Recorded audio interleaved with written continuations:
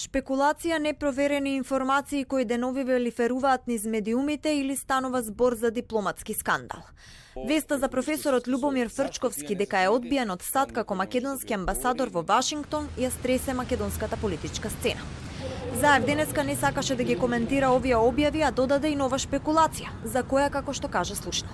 Јас морам да ви потврдам дека ниту владата, ниту било која институција коментира амбасадори додека не завршат постапките за било која земја и за било која ниво, дури многу често и именувањето на конзулите, кои ги правим, па дури и почесните, додека не заврши постапка, не коментираме таква работа. Јас па слушнав дека Фрчковски е за Њујорк, не па за Вашингтон. Низ медиумите веќе врти веста за отфрлувањето на професорот Фрчковски од САД поради бројни причини.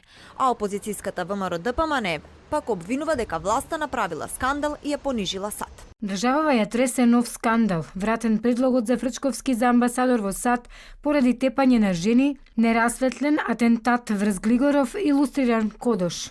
Неофицијално низ круг течат многу шпекулации околу наводното одбивање на Фрчковски, но според извори на телевизија 24 не станувало збор за причина лустрација. Пред некој ден министерот Османи ги негираше и објавите дека екс-заменикот министер за надворешни работи Андреј Жерновски е кандидат за амбасадорското столче во Обединетите нации во Њујорк. Во изминатите месеци пак воената алијанса НАТО го стави знакот стоп за десеттина македонски функционери како ризични за доверливи информации и не им додели безбедносен сертификат.